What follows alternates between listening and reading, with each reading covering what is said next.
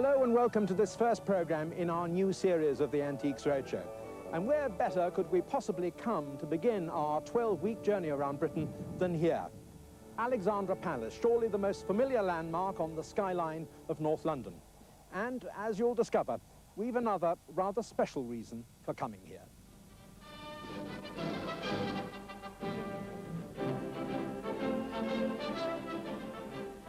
Alexandra Palace was where British television began, and from 1936 onwards, the aerial that towered over the building became the symbol of the BBC's new service.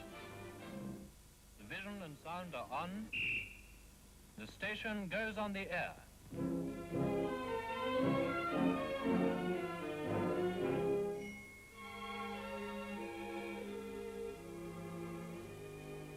The BBC began broadcasting from here in 1936, and Ali Pali was the home of the television service for the next 30 years.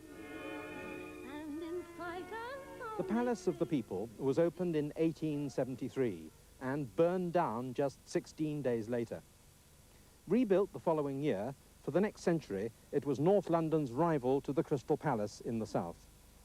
In 1980, it was once again gutted by fire, but over the last 10 years has been restored to most of its former glory. Something of the colourful history of Ali Pali, as it's affectionately known. Originally built as the Palace of the people have turned out in great numbers, as you can see, for this first programme in our new series. So let's now go inside the Palm Court, as they used to say on the wireless, to join not the orchestra, but our experts. Among the many familiar faces you'll be seeing again, there's David Batty on the always busy pottery and porcelain tables, together with Henry Sandon. Hilary Kay will be covering a wide variety of things from the 19th and early 20th centuries, and with Hilary this week, there's Eric Knowles. While Ian Pickford will be on the lookout for any interesting silver or other precious metals. And furniture is in the expert hands of John Bly. There's an interesting pair of, or not pair, two dishes. Do you know what they are? I think they're Barber's bleeding bowls, I've been told. Kind of half right. They are Barber's bowls. And of course, in the 18th century and earlier, the barbers were also surgeons. But I think if anybody went to a surgeon to be cured and was bled into that, they would rapidly die off. I mean, there must be about sort of 4 pints in there. No, they're simply Barber's bowls. Particularly interesting to have two of them because they're not from the same area at all.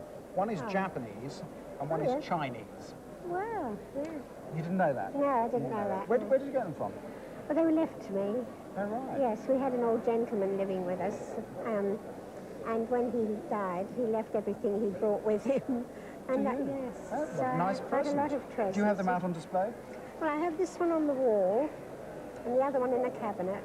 Right. Why do you keep this one in a cabinet, not on the wall? Because it has a thing on the back that is upside down. How wonderful. The Super Plus display hanger is hung the wrong way up. Wrong way up, yes. That's very bizarre because they've even supplied you with two holes, and I've never got round to which are original, which you just put a bit of string through, and of course they were hung on the wall. Yes. Well, let's look at them in a bit more detail. This one is Japanese and dates from about 1700. Oh, I see. And this one's rather later. This one's about 1740, 1750, somewhere around there. They're actually both not common objects to find. What I particularly like about them is they display very well the difference between Chinese and Japanese porcelain in the quality of the blue. If you look at this one and a detail like that, you'll find it's rather as if the whole thing is through a mist. And that is because the Japanese glaze has got millions of minute bubbles in it, and it's very thick. So it all looks misty. Oh, I see. If you concentrate on an area of the Chinese, much sharper looking altogether because it's a thinner glaze without bubbles in it. And it's one of the good distinguishing features between the porcelain of the two countries. Now they're quite collectible, these things. This one would be worth, it's got a chip here, actually, which is a bit of a problem. I know. That's going to be worth in the region of 700 to £1,000. Is it? Really? And that one about the same price. Oh, that's nice to know. So nice things to have on your wall. Oh, yes. hang this one up there as well, will you? Yes, Thank you. I'll get round to it. Yes. Very good. What's fascinating is that this is the first of what is called the index typewriters. Oh, yeah. And that means really that you didn't have a keyboard, you had the letters indicated, which you would then select by a pointer. And I don't know what sort of speed you could do on this, but it's certainly quite time consuming because you've got the letter index here, and you move this armature to select the letter, push it down, and on it moves to the next one. And if I can open it up and have a look underneath, I think it'll be quite interesting. Oh, well, it would have been quite interesting. Here, there should be the alphabet in rubber. Now, what's happened to that? It's in tiny pieces. The rubber had disintegrated into small pieces, and they're in an envelope. So you've got what remains of them. Yeah. Because the system would be that you would, if I just do it from the top, you'd select the letter, and then there's this sort of punch in the centre, isn't there? Yes, yes. That would then punch the imprint. Presumably, while you're on the punching paper. one letter, the other letters would pick up ink from the pad. That's right. That's right, maybe. One thing that I've always wanted to see, and that's the typewriting glove, which was apparently a rubber, something like a washing up glove, which had with all the letters. on various parts. So, by doing this, Yes, you could I've actually never type seen a one letter. of those. And this, I suppose, is what, the space bar? That's the space, yes. Lovely. And that's the carriage return. And it's a lovely action. It's so simple. It was invented by a chap called Thomas Hall in Salem, Massachusetts in 1881. And there's a bit of that written on the top here. It says the Hall Typewriter Company, New York, patented March the 1st, 1881. And it's got the serial number 1007 on it. Should I clean this, by the way? This I wouldn't do anything to at all. It's in such good condition. And I would have said in a specialised sale, we're talking about £1,500 to £2,000. Really? Yes. Good Lord. So look after it. But this is probably a piece of mourning jewellery because we've got the little pearls here. Pearls were synonymous with tears. I see, And yes. it was all a very gloomy age. People were always in mourning for one thing or another. Yes, so many people died I in know, the they early did. age in those days. Sure. And so a piece of mourning jewellery would have almost been a de rigueur. It would have been a piece of jewellery that you would have seen on almost every lady's costume at one time or Yes, another. yeah. Oh, that's wonderful. What we've got here is basically a Prince of Wales feathers, if you look at the pattern, Yes, but made out of human hair. yes. Now, the extraordinary thing about this is that during the 19th century, if you were not at all well, lying in bed, and somebody came to you and they gave you a short back and sides and started taking pieces of hair off, you knew probably you were for the chop, you'd had it.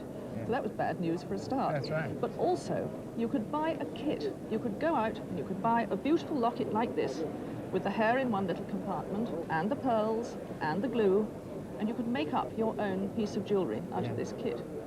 What people didn't realise was that, unfortunately, the hair could well have come from a prostitute, because the ladies of the night used to actually sell their hair for a bit of extra money to go into these kits, Oh, which always that's amuses me. Marvellous, yes. I like the idea of all these very, very uptight Victorian women making jewellery out of this rather dubious right. substance.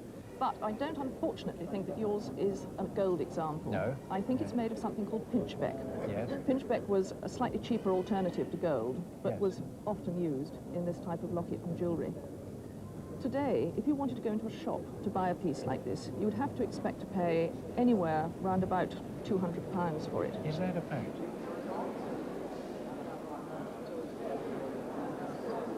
You mentioned this was wax. I imagined it was plaster. I'd be wrong, would I? No, it wasn't plaster. Plaster would chip very Yeah, easily. This is an enormous, the matrix of this would be an absolutely enormous piece of equipment. And the wax would be poured into it. Wax in the sense, this is sealing wax as opposed to candle wax or anything Yeah, like that. I mean, this is not the sort of thing that would deteriorate too easily. No. And poured into the great matrix and made into one of these fabulous great seals. At the end of the sovereign's reign, the matrix is always destroyed. Yeah. At the end of Yeah. one reign, the beginning of another. But these don't fit, as you can see, these don't fit precisely into their tins, and they Yeah. tend to get shaken around, shown around, and they become, as I was saying earlier, like biscuits, and they tend to fall to pieces Yes. and look absolutely horrid. a great seal on its own, a good impression, would be worth about 200 to 250 pounds. Coupled with this document in a nice box, I would say this would retail for about 700 or 800 pounds. Very good.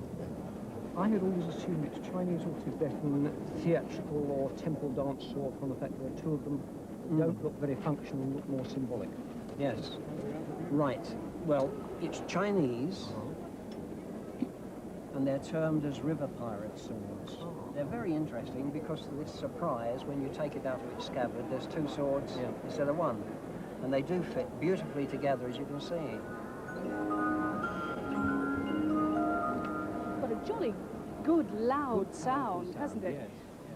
This music box was made by a manufacturer called B.H. Abrahams. How do you know that? Is it Well, on there? it's not. It's Oh. because that's what I'm here for. Fragrant wood. And the wood, sandalwood. How nice. Going to be curious That's lovely, isn't it? Yes, sandalwood. Yes. But a river pirate sword in that condition, that would make about £150 in auction today. I'm very pleased that in your restoration you didn't get rid of these transfers Well, because they're only applied. They're not. It's amazing that, you know, that they didn't come off with the old paint stripper, isn't it? You used paint stripper on it I didn't know what was... and elbow grease. Cloisonne, of course, is wiring, fixing wires to a metal ground, Yes. filling in with enamel, firing it, and then polishing it. It's one of the techniques, one of the rare techniques, which was developed in Europe before it was developed in the East, and apparently got to the East from Europe. The Japanese have not got a long history of making cloisonne. They made very small pieces, perhaps in the 16th century, but large pieces like this were not done in Japan until the middle of the 19th century. Really? This one's probably about 1850, 1860, and actually of its kind is very good quality indeed, and it is copying Chinese cloisonne. Yes, I can It is understand that. what we call Fang Ming, a copy of Ming cloisonne. And what we've got on here is a typical Ming-style roundel of a dragon above a carp in waves. Yes. And the carp leaps through a waterfall and is symbolic of passing your exams. And if it achieves leaping through the waterfall and getting to the top, it becomes a dragon. Oh. And that's what this is symbolic of. And we've got lotus on here. Yes. It's curious because it's a lot rarer than the modern ones and certainly is historically interesting, but it doesn't have the same value. It's actually worth, I think, somewhere around 700 to 900 pounds, something like that. Really? A fair bit of money. These are also Japanese. These are not cloisonne, they're chanleve. Really? Yes, and in this technique, the wires are not soldered on. No. They are part of the casting. This whole bronze thing is cast with the wires in place, then you infill. And that's chanleve. Chanleve, strictly speaking, is gouging out in between, but we use the term rather loosely to cover this technique as well. These date probably from the 1880s. They're gods. The pair are going to be worth in the region of 400 to 500 pounds, and the little one around 120 to 150. This one's Chinese. This is a koro, or incense burner, very nicely decorated with shoe symbols, which mean long life, and lotus and so on. The 4-character mark of the Emperor Qin Lung, who reigned from 1736 to 1796. What I'm not sure about is whether, in fact, this is of the period, or whether it's a 19th century one. There are people who are far more expert in this type of cloisonne than I am, but I think this is right.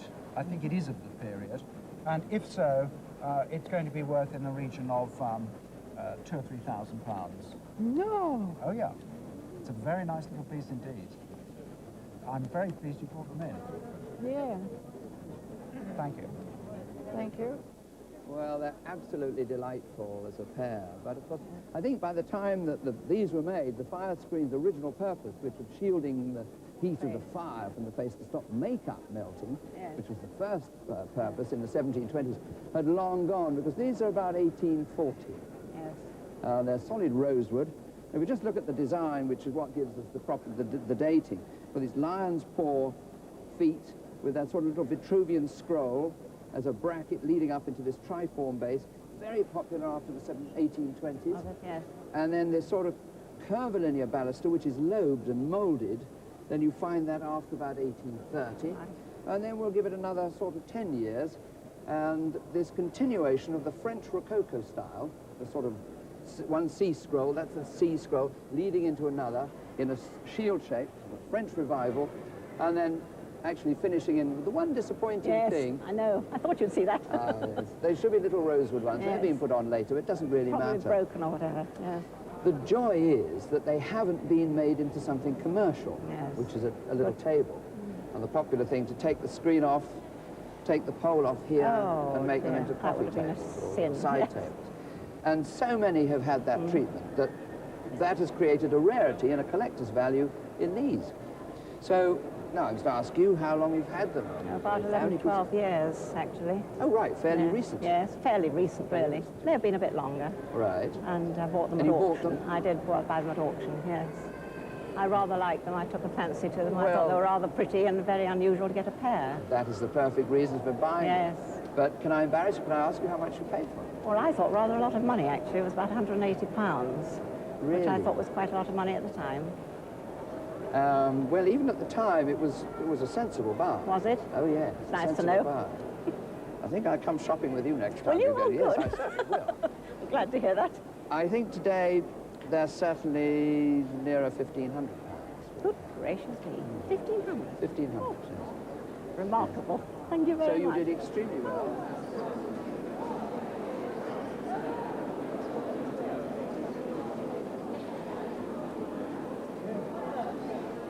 I think he was born about 1760 and died about 1830. He's carrying the steam pump that cleared the Cornish tin mines of water. I would think about 1790 he invented that. I don't And know. he's called Richard Trevithick. And his name is Richard Trevithick. Obviously, this was painted a lot later after he was dead. Yes, no, this was painted almost certainly in the 1850s or very early 1860s. But it is, apart from being a wonderful painting, is a history lesson in British painting up to that period. We have all the drama of Joseph Wright of Derby showing an industrialist inspecting his, or an inventor inspecting his model. And then we have much more close to that period, we have the young Pre-Raphaelites influences all the way through the picture. The model could have stepped out of Herman Hunt's Howling Shepherd. The model of Richard himself, of his wife, perhaps stepped straight out of a Millet engraving. Very exciting, I think. But we have one problem to solve, which is who's it by? That's right. I would suspect that it was painted to decorate a Victorian engineer's dining room or morning room or something like that. I think it's a serious oil painting, and I think he just happens to have chosen this rather dramatic subject. Even without knowing the authorship, I wouldn't hesitate to put on less than £10,000 on the picture. That is a lot more than I would have thought. I paid £50 for it. Well done. I must have had them 30 years or more, I should think. Yes. They were given to me by an aunt who's now dead, but Yes. she lived in Margate at the latter part of her life and knew that I liked hats, and I think she must have picked them up in a junk shop for me. Yes, probably. They wouldn't have Yes. been a great deal of money. Do you know how much she paid for Well, them? it says on this one, 1 and 11 halfpenny. 11 halfpenny. Crikey. Oh, 11 halfpenny. That was fun, wasn't it? Yes, it Halfpenny was. change Yes. from 2 bob. So Yes. she got them both for less than Yes. what is now 10p. Well, the value's gone up a bit. They're around about £100. Really, for the two of them? Much Gosh. more if they'd been Yes, galley, but they are yes. great fun. Yes, they are, aren't And they? now this little lion, I think he's absolutely charming. What's his story? Well, some years ago I used to be involved in jumble sales to raise funds for an organisation that I was with, and at the end of the day he was in the rubbish box. He was going to be sent up to the tip because nobody wanted him, but I couldn't bear to see him there, so I bought him for, I don't know, 25p, something like that. Yes. And ever since, my daughters have grumbled at me continuously because they say he's ugly and broken and I should throw him away. Well, I know he's broken. He's lost his tail, Yes, he hasn't has, and he's chipped. He's lost a bit of his Yes. crown, so he's half a That's crown, right. hasn't he? But what a lovely face. He's absolutely gorgeous. He is, isn't and he? this wonderful little decoration down, down there. And he's in a body called creamware, this creamy earthenware body, Yes. which is very typical of around about 1780. Something long like ago that. is So he's more than 100 years older than Yes. the cat. So you expect him to Yes. be a bit damaged. An English earthenware, this is English, in the style of Walton, but earlier than that. I suppose he's in value, you know, your half, what was it, 25 pence Something or like something that, like yes, that. yes. Probably worth now about £800. Oh, how lovely. Wait till I tell my daughters. Well, it's a nice enough little washstand. You say you're not particularly happy with it. What's wrong with it? Very modest. Very modest. I suppose it is modest, yes. But it's an old one. It's a period one. I think the colour is probably bad. Yes. You know, you've got It sort of doesn't have very places much of care wear. and attention. But when you look underneath, I mean, that's all 18th century. This is all very nice. I like all that dirt in the corners, and the brackets are fine. So, have you had this a long time? No, about 10 years. And I bought it for, locally, I bought it for £10. For £10? Yes.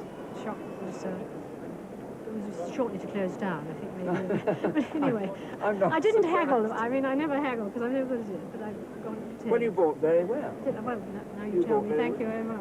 I think that probably you would have to give around about £1,200 worth. I don't believe you. I don't believe The reason I said cats is that the man who made this is probably better known for his cats. There's the signature, Emile Gallet of Nancy. I mean, he went on to do great things in furniture and glassware. In fact, he's regarded as the sort of the high priest of the Art Nouveau period. But prior to that, the family were concerned with a faience factory in a place called Saint-Clement, down in the Alsace. And this is typical of one of the products that they made in around about the 1890s. What can we tell you about the price? I have to say that in this present condition, he's probably worth in the region of about £600 to £800. Really? Oh, that But- is marvellous. Well, it would be marvellous if he hadn't had his leg amputated, Yeah. because he'd be worth around about... And stuck back on again. And stuck back on again, because he would have been worth nearer £2,000. What was the theory? Well, it was a temperance Bible basher, great-great-grandfather, who went to the Great Exhibition.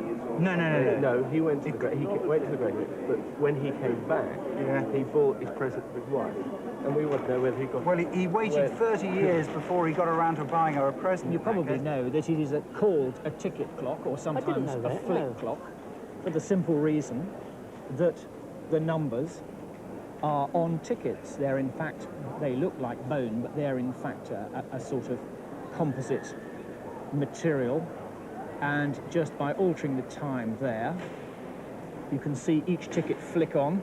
Yes, it goes over every minute. That's right. And then for the minutes and the hours, we have what looks like a pointing finger made of the same material, which acts as a ratchet so the tickets can't flip back. Obviously, the thing is brass, a cylindrical glass, which at the time was quite an unusual way of illustrating time. And Yes. you're dead right about the period, of course, late last century, early this century. Country of origin, guess where it comes from? I've no idea. Well, it's almost certainly German. Oh, is it? Yes, oh, yes. I know it's a German movement, that's right. It will be a German movement. Actually, having looked at it underneath, there's nothing to say what factory or anything it came from, and we've just got a very simple winding there and a slow, fast regulator, and obviously the handset in the middle. So bearing in mind you've had it in the family, it's obviously perhaps just a thing you've taken for granted rather than have It is, associated yes. money Yes. with. Well, And what's you're it obviously worth? gonna keep it. What's it worth? Well, they're fetching at the moment between £240 and £300 at auction. I wouldn't sell it because Well, it's you got a mustn't. sentimental value. Always keep it. Yes. Always keep it. It's never going to make you a fortune, Oh, so no, hang on no, to it. no, no.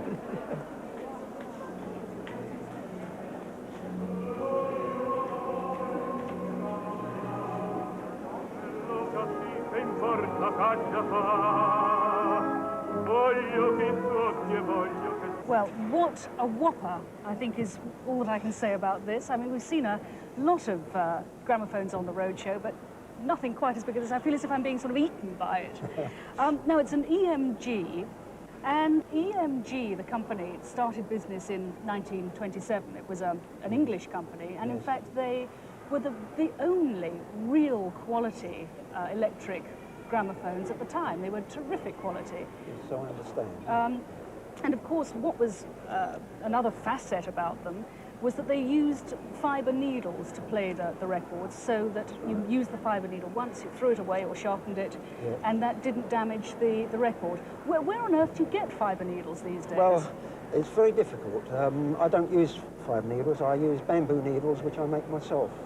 So this pair of scissors then was the sharpener, was it? The sharpener that came with the machine, yeah. Let me just have a go at that. So you put it in, you line it up, and then you just... At the end, that's right. Very clever. The horn, of course, is made of papier-mâché, and there was always the rumour that it was made of old telephone directories. I heard that. The other rumour I heard was that it was made of the sugar bags. You remember you used to sell sugar in blue bags? Yes. It was made out of those, but I don't know. I'm not sure. Well, telephone directories. I'm not going to melt it down to find out. Are you? No, I'm not. Well, it is a super gramophone. It's a very good make. It's in very good condition. It's a quality machine, and I think that the value would be around perhaps £1,200 to £1,800. It's a bracelet watch that was probably manufactured around about 1920 to 1925. And the craftsmanship is fairly exquisite. Lovely diamonds going all the way around the case and round the bracelet itself. And the shape of the case is very, very pretty. It's called a tonneau-shaped case. And it's got these rather attractive horseshoe-shaped stirrup shoulders. It's not signed, but it's still a very wearable and commercial piece. Because it's such fine craftsmanship, I'd expect it to make around about £1,500 to £2,000. You know, I was wondering, could I just have a look at your diamond ring? Yes. Thank you. Well, that is an example of a particularly pretty design that was made around about the same time as the watch, sort of 1915, 1920. The stones are very nice white diamonds. One or two of them have got very small carbon spots, but all in all, the stones are very good quality. And it's in a quatrefoil-shaped setting of black hardstone, which are called, in fact, onyx. They're black hardstones. And they're calibre cut, which means that they've literally been set in a line following the setting of the diamonds in the centre itself. So, a charming ring, mounted in platinum. It's got the word plat just engraved inside there. And a very, very commercial design because of the tremendous contrast that's been achieved between the white and the black. So, do you have any idea what that might be worth? No? Well, it's more commercial than the diamond watch, and I would expect a ring like that to achieve in auction in the region of about £2,500. Okay, that's very nice. Got an unusual crazing, but that's nothing to worry about. These reliefs are amazing, and the chinoiserie decoration in the middle makes it, to the best of my knowledge, an unrecorded English Staffordshire salt glaze coffee pot. Where is the lid? I'm afraid I can't tell you. Any idea what that would be worth with its lid? I have not the slightest idea, I'm afraid. £8,000 to £10,000. Oh my goodness. But I wish it were mine. You've had the good news. Would you like the bad news? Yes. Without its lid, somewhere between £250 and £500 in an auction. That's why they call it a pair-cased watch, because it has a pair of cases, an inner and an outer case. And here, instead of the numerals, it says Thomas Harris. Was he a relative or anything like that? I don't think so. No? About 180 years old? To think that that was probably made for Thomas Harris. It's a nice thing. Unusual to see dials like that. What do you reckon it's worth? I don't know. Well, you could buy yourself a decent mountain bike with it, I'm sure. Make the best part of 300 quid at auction. Okay? Yes, let's have a look at that. Yes, that's typical. You got a 4-character mark. Usually they've got a 4-character Kangxi mark. But That is supposed to be Kangxi, but it's so badly written you wouldn't know. You wouldn't know it, would you? He reigned from 1662 to 1722, and that's the mark you usually find on these pieces. Yes. But the man that wrote that couldn't... So badly. Well, he was illiterate, I think, actually, semi-illiterate. I mean, the big giveaway is that it's a 4-character mark.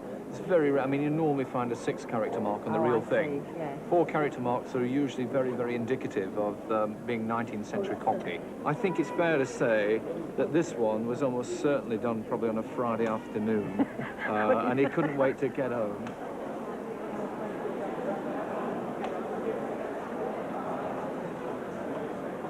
We see here a girl who is dressed in black. So she's obviously in mourning, perhaps in mourning maybe for her parents. And we see all the objects of, all the symbols of her decline, if you like. The Staffordshire pottery is of quite good quality, the blue and white, which means that she's probably come from a stable, lower middle-class family. We see how she's declined. She's living in this attic room, the tablecloth is tattered, the carpet is worn. And there is a ray of hope, perhaps, because on the windowsill we see a jug full of primroses spring, a little hope for the new year, and she has in her hand a letter, perhaps from a long-lost loved one who may or may not come back. The painting is by Charles Rossiter. It's actually signed with monogram down here and dated 1854. It is a typical and very beautiful work from that period, very detailed. And as for value, I would say probably you should be insuring it between £15,000 and £20,000.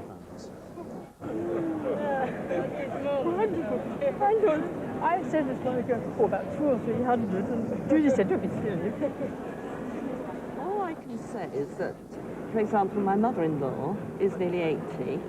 She can remember that her grandmother had it when she was a child. Right. And she thinks her grandmother thought her grandmother had some, but we just don't know. It's just been around. So it's not inherited. It is family thing. This is just family. It's just my turn to look after it, and then I pass it on, but wouldn't mind finding out what it is. This is good Georgian English furniture. What appeals to me about this particular table, of which this drop leaf type was very, very popular, very common in fact, is the fact that this one has 6 legs instead of 4. Yeah. Now, normally at this size, you would expect this leg to swing out to support the leaf. Yes, in this case, there's an extra one in the middle, which is brilliant because it is so stable. It has a nice proportion, and usually you find that it's almost, if you like, a luxury version, the extra 2 legs. Right, yes. And I'm going to do that again. Look how well that fits in there. I mean, it's a brilliant bit of design. These tapering legs, turned and tapering, wasted a lot of timber. You can see the size of that pad Right, foot. yes, so they must have cut it out. Absolutely. And then at the top, you always have this square section with a little, what we call a caddy moulding on the outside edge. And that type of design was popular throughout the period 1740, 1745, right through to about 1765. And you find it on all sorts of furniture of this type, what I would call middle of the road, jolly good quality, lovely, useful furniture. And now 230, 240 years old, and still as useful, and I think even more beautiful than it was when it was new. That little table, I suppose today is in the region of £2,000. Yes, because of the 6 legs, you see.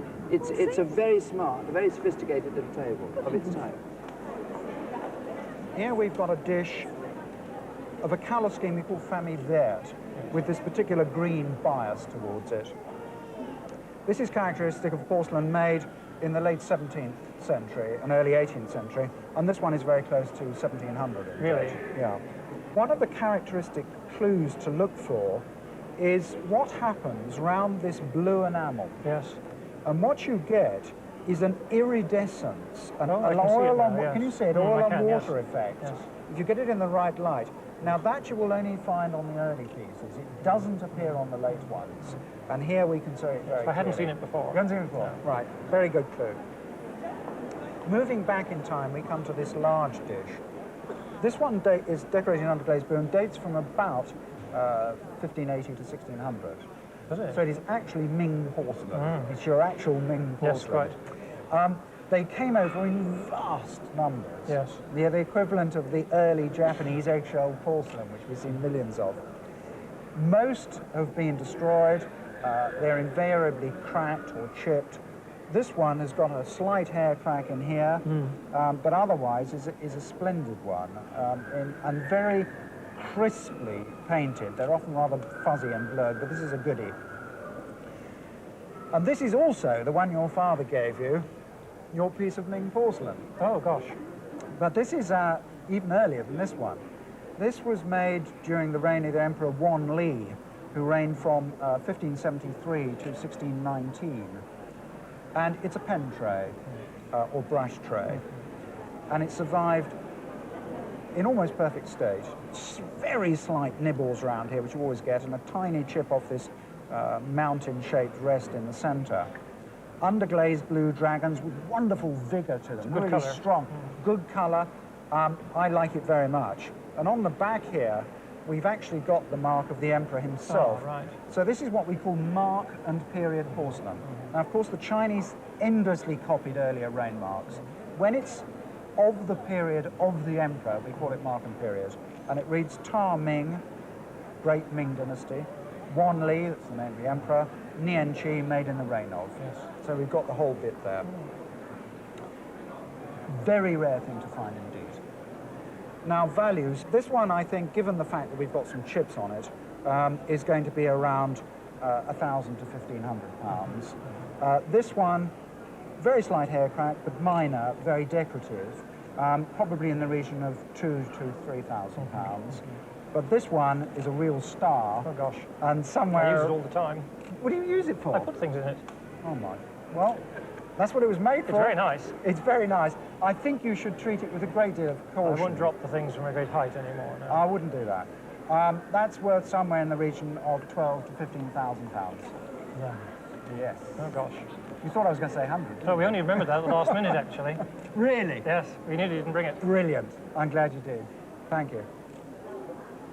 It's the sort of thing a health visitor today would have an absolute fit. Yes. We went into a house and saw this around the neck of a baby. The ring there was there'd be a ribbon through that. And do you imagine that hanging from the neck of a baby? Yes. Actually, on early paintings, right, you do see babies with these round their necks. Really, yes. So that's a problem. Then these bells make a lovely, lovely noise then. But so often with rattles, a bell is missing. And of course, you know where it's gone. Yes. Babies done that. That's right. It must be jolly uncomfortable, actually, for the poor children. Parents as well. I think they must have quite a time, because not only do they have all the rattling from these things, but they're always supplied with these whistles, so yes. Marvellous. And the quietest part of the whole thing, of course, down at the other end here, the teether. Yes. Now, that's actually a piece of coral. This one's a bit scored, but that's not too serious. But what is lovely is that this one is so complete. So many of them, you get teeth marks and bells are missing. So many times the coral has broken or is missing. It was actually made in Birmingham. So there's the anchor, and then the date letter, which is the Y for 1873. Yes. The maker, rather nice there, GU, that's George Unite. If that was to come up today, being as complete as it is, I would expect to see a price somewhere around £400 or £500. Yes, I see, yes. Can you see these tiny little sort of turquoise type beads just put on very, very carefully, and that the attention to the gilding and the cross-hatching on that coronet, and look at that monogram. It's like something from the Lindisfarne Gospels, isn't it? It's so wonderful and ornate. So when you see an object, you know, the quality shouts at you. I believe the coronet is because they belong to the family of the Earl of Derby. Mm-hmm. My late aunt was a secretary to a member of that family. Right. And on her death, my uncle had them. And when he died last year, I had to dispose of his effects. So they've come down to... And I decided to dispose of this to me. Lucky you, because we're looking at porcelain made in County Fermanagh. I mean, if anybody ever put County Fermanagh on the map, it's Belique porcelain. Wonderful shapes. This is known as the Echinus pattern, simply because they're derived from sea urchins. Let's take this teapot, for example. Wonderful. I mean, I take my hat off to the chap that thought of that teapot. Wonderful imagination, but there it is. Not only have we got the pot itself as a sea urchin, this lovely cover with a little shell finial, and the handle, very skillfully made in a form of coral. And they've actually just added a little bit of pink just to heighten it, not only on the handle but also the spout and on the base. Let's have a look at the base. Let's just turn the base over and see what we can... There it is. First of all, we've got the bolete mark. Above that, you've got what some people call a kite mark, which is a registration diamond. And by checking with the chart, it would tell you that this design was registered at the Patent Office on the 22nd of February, 1869. Now, when it comes to value, I have to say that without the crests, we'd be looking at somewhere in the region of about £600.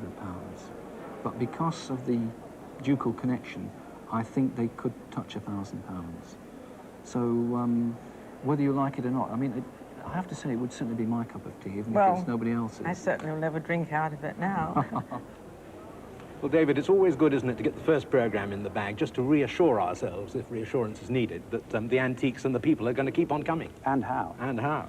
And that gentleman you had earlier on who brought in this Chinese pen tray... I just didn't believe it. Because he almost didn't come along at all. No, he was looking for it and he found it in his bedroom. Extraordinary. Now, you valued this at the time at £12,000 to £15,000. Yes. And do I gather that some years ago it was worth quite a bit less? In 1946, his father died and it was done for probate at £22. I mean, quite correctly. It's just that the market has totally changed. And you saw with him just one or two pieces from his collection, which is enormous, as we can see, all these things. And this is only a small part of it. A lot of it's been sold, but it covers from hard stones to Persian tiles to blanc de Chine, cloisonné. I mean, enormously Catholic taste, and all very well chosen. Well, I'm delighted to say that you've had such a marvellous day, and so have our other experts too. David, thank you very much indeed. And our thanks also to the people of North London who've given us here in Alexandra Palace such a wonderful send-off to this new series of the Antiques Roadshow. We're off now to North Wales, and I very much hope that you'll join us there at the same time next week. Until then, from David, the other experts, and me, goodbye.